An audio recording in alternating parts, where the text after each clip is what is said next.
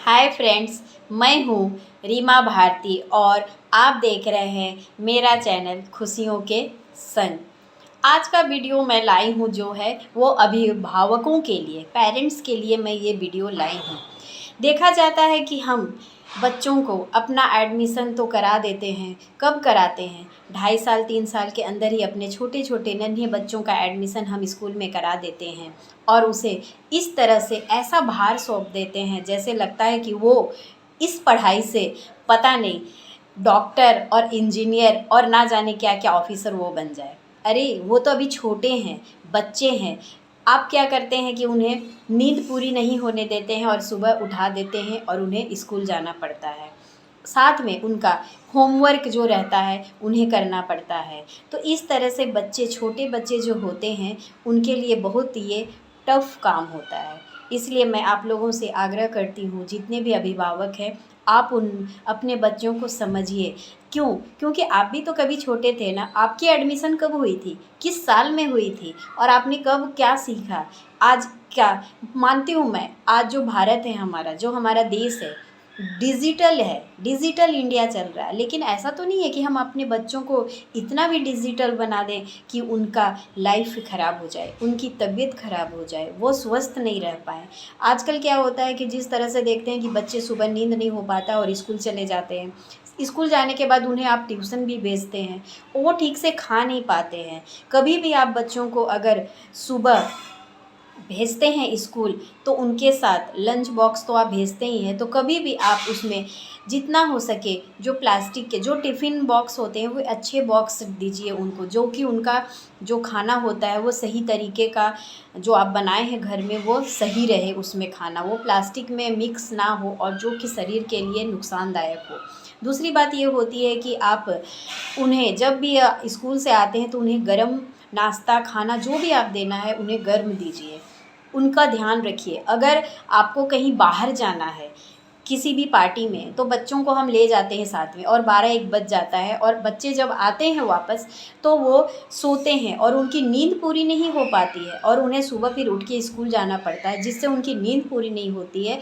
तो उनसे उनका क्या होता है, तबीयत ख़राब हो जाती है। तो ये सब में पेरेंट्स को ध्यान ज़रूर देना चाहिए कि हम अपने बच्चे को अगर कहीं लेके जा रहे हैं किसी पार्टी में या किसी काम में और हमें रात हो रही है, तो आप प्लीज़ कम से कम 10 बजे तक घर आ जाइए और उन्हें कम से कम 8 घंटे की नींद ज़रूर बच्चों को दीजिए। हो सके तो आप जो भी होमवर्क मिलता है उनकी डायरी को आप देखें, समझिए और उससे आप उनको होमवर्क कराने में साथ दीजिए। और साथ में जितना भी हो सके, बच्चे कभी-कभी क्या होता है कि क्या होता है, बच्चे की नर्वस हो जाते हैं। बच्चे कभी स्कूल में जाते हैं, टीचरों से डरते हैं, आपसे डरते हैं, तो प्लीज़ उन्हें प्यार से पढ़ाइए, प्यार से समझाइए। ऐसा ना हो कि वो डर-डर के पढ़े, इस तरह से डर के पढ़ें कि वो कभी जीवन में कुछ कर ही नहीं सके। उम्र होती है एक पढ़ने की, उम्र होती है पढ़ने की।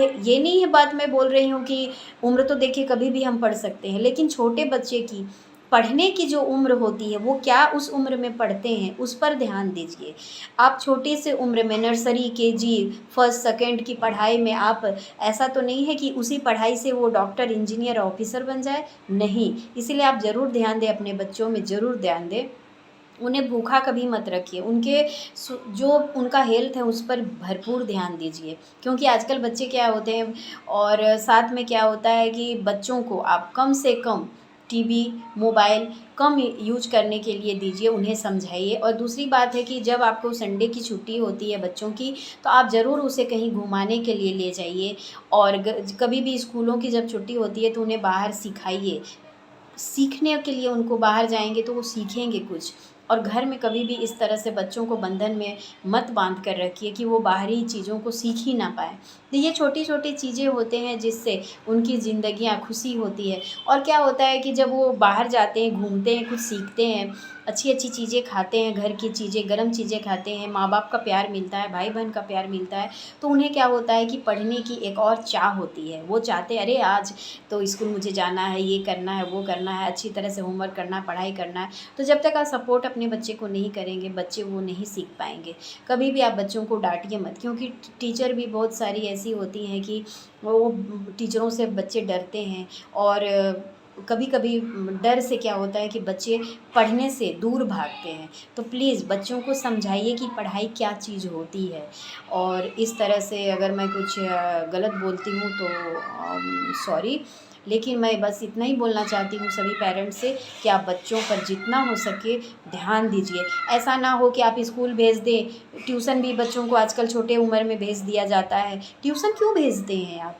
आजकल के जितने भी पेरेंट्स हैं सब पढ़े लिखे हैं, ठीक है, मैं मानती हूँ कि पढ़े लिखे होके उनको टाइम नहीं मिलता है तो ट्यूशन भेज देते हैं, स्कूल भेज देते हैं, लेकिन आप जो कमा रहे हैं किसके लिए कमा रहे हैं? अपने परिवार के लिए, अपने बच्चे के लिए। जब आपके बच्चे ही खुश नहीं हैं तो ऐसे पढ़ाई, ऐसे कमाने का क्या फ़ायदा?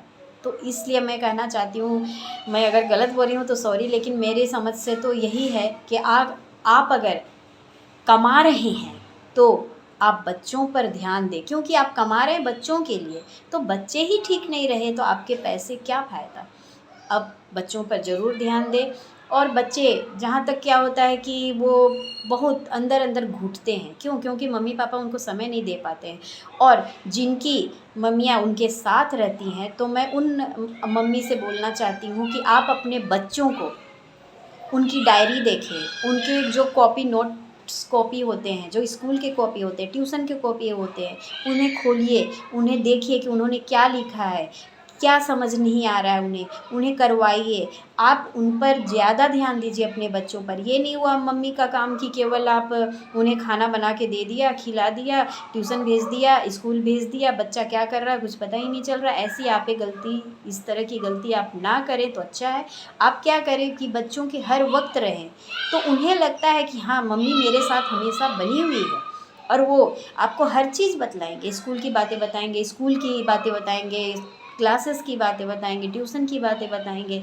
आपसे एक लगाव रहेगा और हर चीज़ आपसे जानकारी लेंगे कि मम्मी आज ऐसा हुआ, मैं क्या करूं। आप उन्हें बताइए, समझाइए, क्योंकि सबसे ज़रूरत एक माँ को, एक बच्चे को किसकी ज़रूरत होती है? एक माँ की ज़रूरत होती है।